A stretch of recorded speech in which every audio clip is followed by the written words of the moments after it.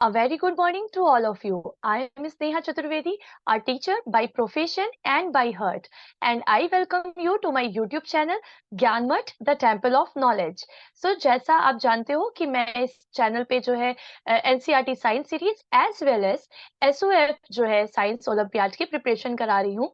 तो आज का जो पार्ट है वो एसओएफ साइंस सीरीज का सॉरी एसओएफ साइंस ओलंपियाड का नेक्स्ट पार्ट है। जो संडे को पार्ट मैंने रिलीज किया था ये उसका कॉन्टिन्यूड पार्ट है, यानी जो क्लास 8th के जो है 10 क्वेश्चन कवर करने जा रही हूँ।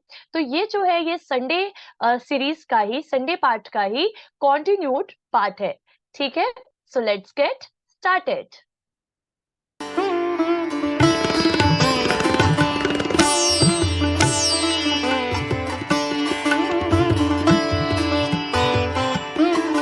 अब जो है क्लास 8th की बारी है। क्लास 8th को बहुत वेट करना पड़ा पर फाइनली आपकी बारी आ गई। तो क्लास 8th जो है, आज जो मैंने टॉपिक चूज किया है इस पार्ट के लिए वो है आपका फोर्स एंड प्रेशर। अगर ये आपने अपनी क्लास में बहुत ही अच्छे से पढ़ा होगा, क्योंकि ये चैप्टर जो है वो काफी इंटरेस्टिंग है, काफी कंसेप्ट बेस्ड चैप्टर है, और इसमें जो क्वेश्चंस भी आते हैं अगर आपके कंसेप्ट क्लियर है तो किसी भी तरह से क्वेश्चन को मोल्ड करके दे दे, कुछ भी कर ले, कितना भी आपके साथ ट्रिक करने की कोशिश कर ले, इस क्वेश्चन में ज्यादा ट्रिक नहीं की जा सकती है अगर आपके कंसेप्ट बहुत क्लियर है। तो अगर आपने अपनी क्लास में अपने टीचर की बात को बहुत ध्यान से सुना होगा, उनसे अपने सारे डाउट्स पूछे होंगे, उनसे आपने सारी चीजें क्लियर की होंगी, सारे कंसेप्ट क्लियर किए होंगे, तो इस पार्ट में आपको कोई प्रॉब्लम नहीं होनी चाहिए, कोई भी दिक्कत, एक सिंगल क्वेश्चन ऐसा नहीं होना चाहिए जिसे आप आंसर नहीं कर पाए, क्योंकि ये बहुत ही इजी चैप्टर है, कंसेप्ट बेस है। क्रिप्स जो क्वेश्चंस हैं वो आपके कंसेप्ट पे आते हैं, और उसे कितना भी आप मोल्ड कर लीजिए, अगर आपने दिमाग शांत रखा हुआ है, हड़बड़ा के आपने गड़बड़ क्वेश्चंस पे टिक नहीं किया और आपके कंसेप्ट क्लियर है, आप कंसेप्ट में किसी तरह से आपके डाउट नहीं है, तो आप इसके आंसर बहुत ही इजी वे में दे सकते हो। तो ठीक है, let's start with the part 3 class 8 force and pressure. चलिए देखते हैं आपका फर्स्ट क्वेश्चन क्या है। Which of the following is a contact force, यानी कॉन्टैक्ट फोर्स इनमें से कौन सा है? Magnetic force, gravitational force, electrostatic force, या option D frictional force. And your time starts now.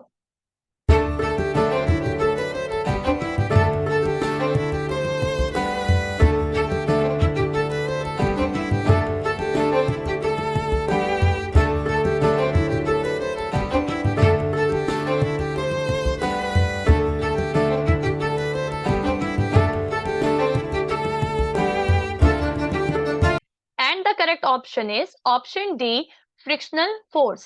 देखिए कांटेक्ट फोर्स क्या होता है, जब दो बॉडी आपस में कांटेक्ट में आने के बाद जो फोर्स लगाती हैं उस फोर्स को हम क्या कहते हैं? Contact force. अगर दो बॉडी फोर्स लगा रही है, for example in magnetic force में क्या होता है, वो दूर से ही आयरन नेल्स को अपनी तरफ अट्रैक्ट कर लेता है, फोर्स लगा के अपनी तरफ पुल कर लेता है। तो क्या होता है कि अगर दो बॉडी कांटेक्ट में है तब उनमें जो फोर्स लग रहा है then it is called contact force. और अगर दो बॉडी बिना कांटेक्ट में आए एक दूसरे पे फोर्स लगा रही हैं, फॉर एग्जांपल ग्रेविटेशनल फोर्स, ठीक है, ग्रेविटेशनल फोर्स में क्या होता है, अगर आप जो है अर्थ के कांटेक्ट में नहीं भी है, अर्थ के सरफेस के कांटेक्ट में नहीं भी है, तब भी वो आपको अपनी तरफ पुल करती रहती है। ठीक है, मैग्नेटिक फोर्स जो होता है वो भी क्या होता है, आपका नॉन कांटेक्ट फोर्स में आता है। ठीक है, तो जब दो बॉडी आपस में एक दूसरे को बिना टच किए, बिना कांटेक्ट में आए फोर्स लगाती हैं, then this force is known as what? Non contact force. ठीक है, तो जो फ्रिक्शनल फोर्स है हमारा वो किस कैटेगरी में आता है? वो कांटेक्ट फोर्स की कैटेगरी में आता है। फ्रिक्शनल फोर्स जो होता है, जब तक दो ऑब्जेक्ट, जब तक दो सरफेस एक दूसरे से टच पे नहीं होते, एक दूसरे से कांटेक्ट में नहीं होते, तब तक जो फ्रिक्शनल फोर्स है वो अप्लाइड नहीं होता है। ठीक है, मैं ये अज्यूम करके चल रही हूं कि आपको ये चैप्टर आपके स्कूल में पढ़ाया गया होगा, इसलिए जो है मैं इसे बहुत ही डिटेल वे में एक्सप्लेन नहीं कर रही हूँ, थोड़ा थोड़ा कंसेप्ट बताते हुए चल रही हूँ। और अगर आपने ये चैप्टर नहीं पढ़ा है तो जल्दी ही मैं आपके चैनल पे, आपके ज्ञान मठ पे जो है इसको लेके आऊंगी, इसको एक्सप्लेन करूंगी, तो आप वहां से भी इजिली इसे देख सकते हैं। ठीक है, now comes to next. What is the force that opposes the motion of object in contact? Called, यानी उस फोर्स का नाम बताना है जो जब कांटेक्ट में रहता है तो मोशन को अपोज करता है, यानी कोई चीज अगर मूव कर रही है तो उसके अपोजिट डायरेक्शन में वो फोर्स लगता है, उस फोर्स का नाम आपको बताना है। And your options are A gravitational force, B magnetic force, C electrostatic force, and D frictional force. And your time starts now.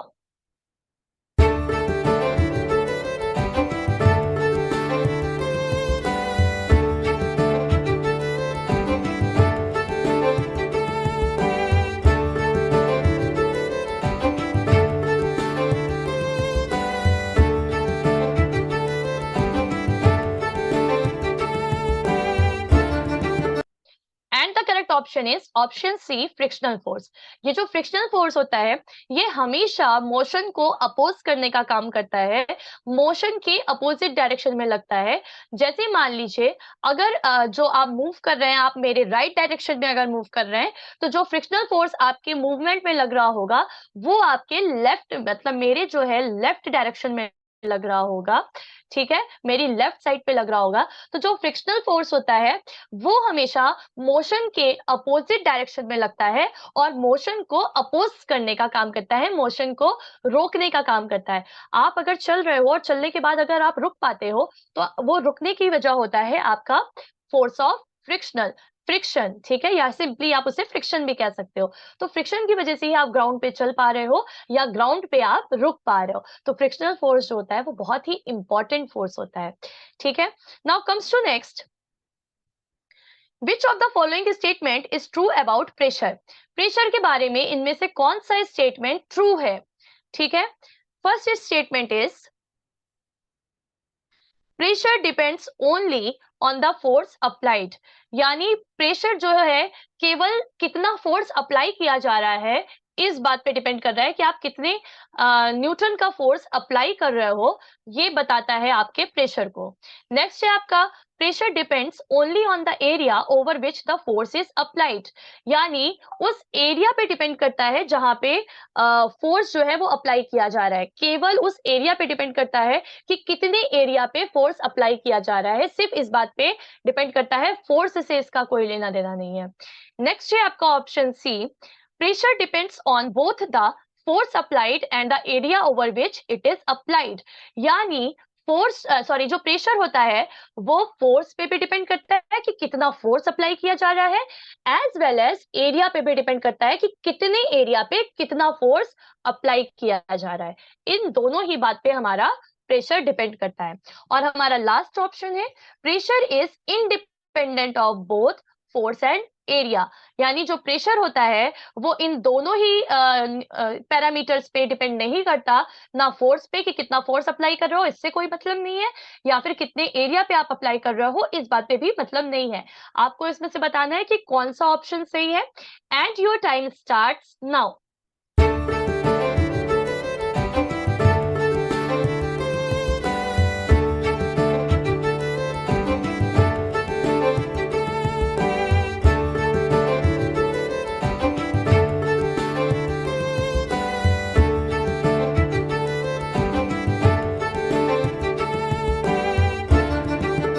And the correct option is option C. Pressure depends on both the force applied and the area over which it is applied, यानी कि जो pressure होता है वो दोनों ही चीजों पे depend करता है। और यही वाला आंसर हमारा बिल्कुल सही है, क्योंकि प्रेशर की डेफिनेशन की भी अगर हम बात करें तो प्रेशर की डेफिनेशन होती है force applied per unit area, यानी आपने पर यूनिट एरिया पे जितना फोर्स अप्लाइड किया है, जितना फोर्स लगाया है, वो फोर्स और प्रेशर एरिया की यूनिट में ही हम उसे प्रेशर को कैलकुलेट करते हैं कि उस जगह पे उस पर्टिकुलर एरिया पे कितना प्रेशर लग रहा होगा। तो जो हमारा प्रेशर होता है वो फोर्स अप्लाइड पे भी डिपेंड करता है कि हमने कितना फोर्स अप्लाई किया है, एज वेल एज वो फोर्स हमने कितने एरिया पे अप्लाई किया है वो इस बात पे भी डिपेंड करता है। ठीक है, क्लियर हो गया। Now comes to next, why does a sharp knife cut better than a blunt one, यानी एक शार्प नाइफ जो होता है वो एक जो ब्लंट वन होता है, यानी जिसकी धार जो है वो खराब हो चुकी हो, ऐसे नाइफ की जगह जो शार्प नाइफ होता है वो अच्छा वर्क करता है। ऐसा क्यों होता है आपको बताना है। Option is a sharp knife exert more force. जो शार्प नाइफ होता है वो ज्यादा प्रेशर डालता है, नॉट प्रेशर, ज्यादा फोर्स डालता है। ठीक है। बी है आपका, एक जो शार्प नाइफ होता है उसका लार्जर सरफेस एरिया होता है, यानी उसका जो सरफेस एरिया है वो बहुत ज्यादा होता है। नेक्स्ट है आपका, जो शार्प नाइफ होता है उसमें हायर प्रेशर लगता है एट द एज पे। And option D is a sharp knife has more weight. जो शार्प नाइफ होता है उसमें मोर वेट होता है। And your time start now, जल्दी से आंसर कीजिए।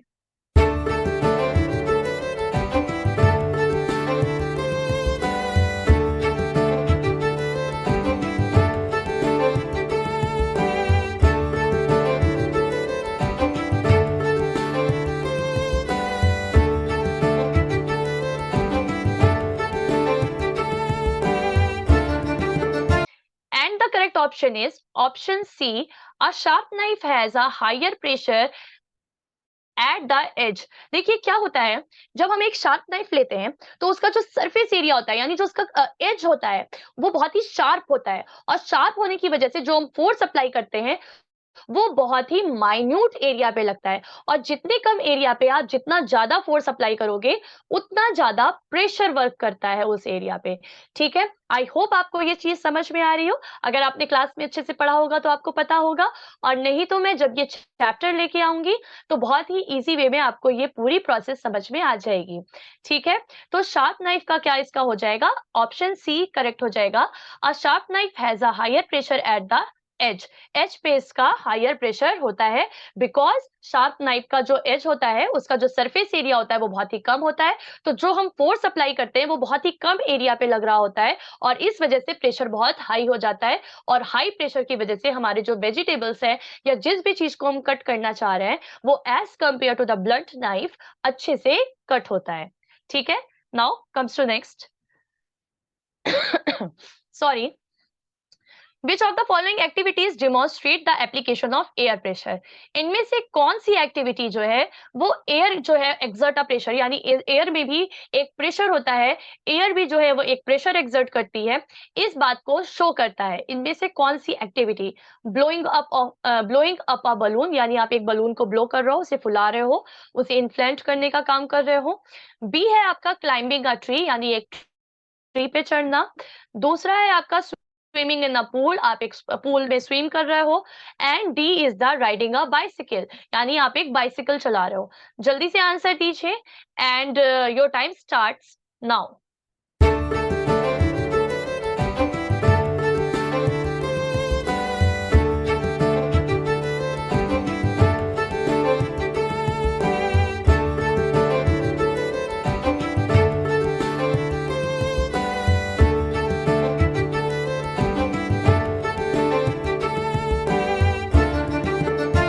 And the correct option is option A, blowing up a balloon. जब आप एक बलून को ब्लो करते हो, जब आप उसमें हवा डालते हो, तो क्या होता है, उसकी जो बाउंड्रीज होती है वो एक्सपेंड करना स्टार्ट हो जाती है। क्यों? क्योंकि उसके अंदर जो एयर जा रही होती है वो उसकी बाउंड्रीज पे प्रेशर डालती है, और उस प्रेशर की वजह से क्या होता है, आपका बलून जो है वो फूलना स्टार्ट हो जाता है, उसकी जो एक्सपेंड होना स्टार्ट हो जाता है, इन्फ्लेट होना स्टार्ट हो जाता है। क्लियर हो गया। Now comes to next.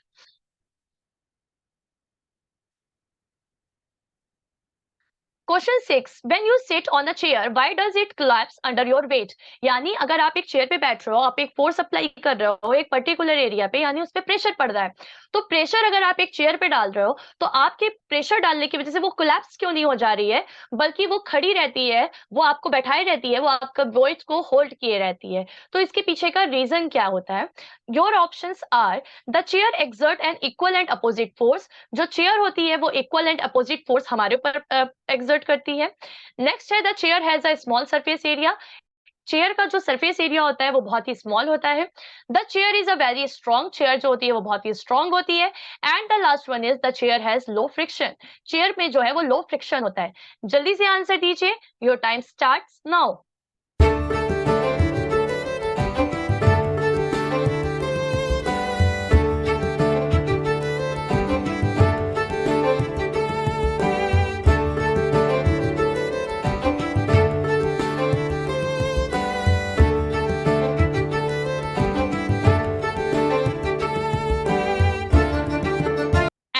Option is option A, the chair exert an equal and opposite force. देखिए न्यूटन की जो थर्ड लॉ है, आपको पता होगा ये चीज, आपके टीचर ने आपको कई बार बताया होगा कि जो न्यूटन की थर्ड लॉ होती है उसके अकॉर्डिंग क्या होता है कि कोई भी जो एक्शन होता है उसका इक्वल एंड अपोजिट रिएक्शन होता है। तो यानी जब हम इस चेयर पे एक फोर्स अप्लाई कर रहे हैं, एक प्रेशर अप्लाई कर रहे हैं, तो सेम प्रेशर वो जो चेयर है वो हमारे ऊपर अप्लाई कर रही है, और इसी वजह से वो जो चेयर है वो हमारा वेट लेने में सक्षम है, वो हमारा वेट जो है वो बियर आउट कर पाती है। अगर आप एक कागज की चेयर पे बैठ जाओगे तो वो कोलैप्स हो जाएगी। उसके पीछे का रीजन क्या होगा कि जितना प्रेशर हम उस पे एक्सर्ट कर रहे हैं उतना प्रेशर वो हम पे एक्सर्ट बैक नहीं कर पा रही है। सेम एज अगर आप एक वुडन चेयर पे भी एक्स्ट्रा वेट डाल दीजिए, बहुत ज्यादा वेट डाल दीजिए, तो वो भी कोलैप्स हो जाएगी, क्योंकि उसकी भी एक लिमिट है। उस लिमिट से ज्यादा वो प्रेशर को एक्सर्ट नहीं कर पाएगी, रिवर्ट बैक नहीं कर पाएगी, और इस वजह से कोलैप्स हो जाएगी। तो अगर कोई चीज हमारा वेट बियर कर पा रही है तो उसके पीछे का रीजन क्या है कि जितना हमारा वेट है या जितना प्रेशर हम उस चीज पे डाल रहे हैं उतना ही प्रेशर रिवर्ट बैक वो हमारे ऊपर कर रही है, जो कि न्यूटन की थर्ड लॉ हमें कहती है। ठीक है, now comes to next. Why do we use cushion on chairs and mattress on the bed? यानी कुशन जो है वो हम चेयर पे क्यों यूज करते हैं, बैठने के लिए हम कुशंस क्यों यूज करते हैं, और बेड पे हम मैट्रेस क्यों यूज करते हैं, उसके पीछे का रीजन क्या है। Option A is to increase the area of contact, area of contact को इंक्रीज करने के लिए, to reduce the force applied, force apply को रिड्यूस करने के लिए, to increase the pressure, pressure को इंक्रीज करने के लिए, और option D to decrease the pressure. जल्दी से बताइए, योर टाइम स्टार्ट्स नाउ।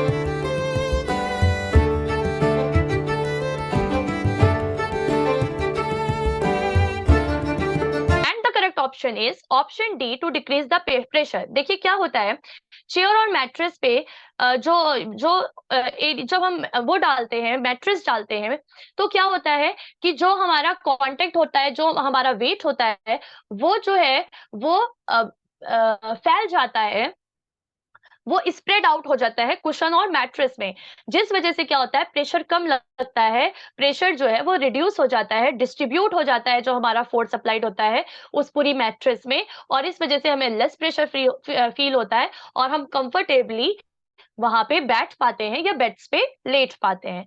ठीक है, now comes to next. Why do sharp nails और heel on shoes sink into the soft surface surfaces like grass.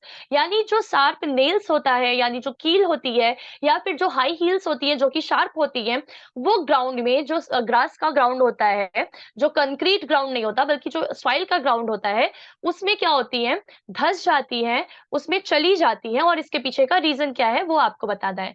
Option A is they have more surface area, यानी उनका जो surface area होता है वो ज्यादा होता है, नेल्स और हिल्स की बात हो रही है, उनका सरफेस एरिया ज्यादा होता है। Option B is they have less weight, उसमें वेट कम होता है। दे हैव लोअर प्रेशर, उनमें प्रेशर कम होता है। और option D they have higher pressure. जल्दी से आंसर दीजिए, क्या सही आंसर होगा, and your time starts now.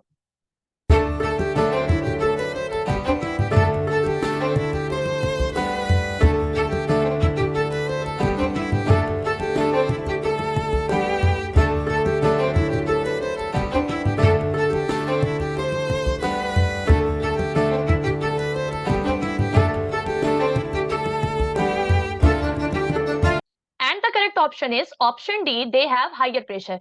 देखिए क्या होता है, जो नील्स होती है और जो हील्स होती है, जो हाई हील्स होती हैं, उसमें क्या होता है उनका सरफेस एरिया बहुत कम होता है। ठीक है, आपने देखा होगा वो जो हील्स होती हैं वो बहुत ही पॉइंटेड होती हैं, ठीक, काफी पॉइंटेड होती हैं। तो पॉइंटेड होने की वजह से क्या होता है कि जो सरफेस एरिया होता है वो बहुत कम होता है, और उस कम सरफेस एरिया की वजह से क्या होता है, उसपे जो भी फोर्स हम अप्लाई करते हैं, जो भी फोर्स हम अप्लाई करते हैं, वो बहुत ही हायर प्रेशर में कन्वर्ट हो जाता है। तो क्योंकि हाई हील्स और नेल्स जो होते हैं वो कम सरफेस एरिया लिए हुए होते हैं, तो जब हम हल्का सा भी फोर्स अप्लाई करते हैं तो वो हाई प्रेशर क्रिएट करते हैं, और उस हाई प्रेशर की वजह से क्या होता है, जो हाई हील्स होती है या जो नेल्स होता है वो सिंक इन कर जाता है, धस जाता है ग्राउंड के अंदर। ठीक है, क्लियर हुआ। Now comes to next question 9। ये हमारे इस पार्ट का जो है वो सेकंड लास्ट क्वेश्चन है।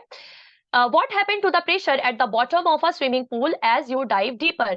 जब आप बहुत डीप जाते हो स्विमिंग पूल में, तो आपके प्रेशर मतलब जो वाटर का प्रेशर होता है, आपको कैसा फील होता है, वो कैसा हो जाता है? Your options are it decreases, option B is it remain the same, option C it increases and option D it depends on the temperature. यानी ये किस पे डिपेंड करता है कि कैसा टेम्परेचर है, वाटर का टेम्परेचर क्या है, इस बात पे डिपेंड करता है। जल्दी से आंसर कीजिए, योर टाइम स्टार्ट्स नाउ।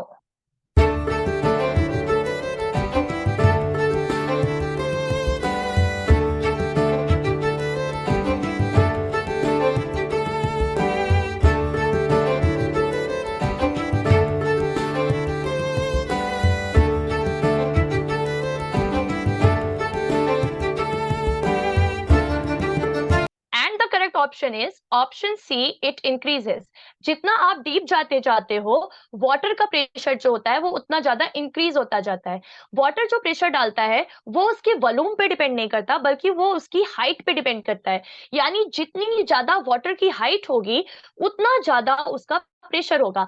अगर आप एक छोटे से एरिया में जा रहे हो और उसमें वाटर जो है वो डीप है, मतलब मान लीजिए कम है, और एक स्विमिंग पूल में वाटर जो है वो बहुत ज्यादा है, एक बड़ा सा स्विमिंग पूल है, लेकिन वो उतना डीप नहीं है, तो जब आप उसके बेस पे जाओगे एक स्विमिंग पूल के, तो आपको कम प्रेशर कम फील होगा as compare to a pot जिसमें पानी कम है, जिसमें वाटर की जो वॉल्यूम है वो कम है, लेकिन क्योंकि वो छोटा स्पेस है और वाटर की जो हाइट है वो बहुत ज्यादा है, तो जब आप उसके बेस पे जाओगे तो उसको उसमें आपको ज्यादा प्रेशर फील होगा as compare to the swimming pool, जहां पे वाटर बहुत ज्यादा है, लेकिन क्योंकि वो बहुत बड़ा है तो इस वजह से उसकी डेप्थ बहुत कम है। तो वाटर जो प्रेशर डालता है वो अपनी डेप्थ के अकॉर्डिंग डालता है, ना कि अपने वॉल्यूम के अकॉर्डिंग। ठीक है, तो जितना आप डीप जाते जाओगे प्रेशर जो होगा वो इंक्रीज होता जाएगा।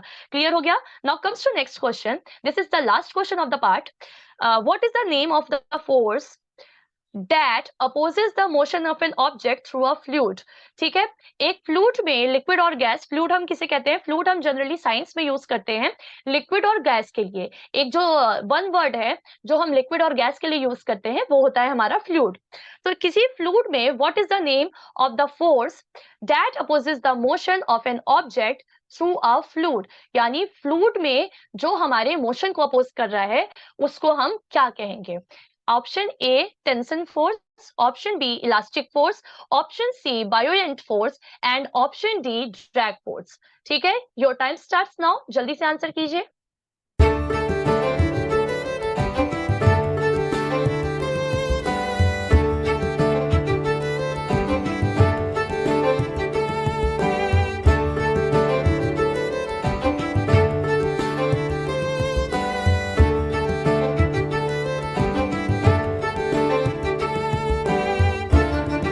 And the correct option is drag force. देखिए ड्रैग फोर्स क्या होता है, drag force basically frictional force ही है।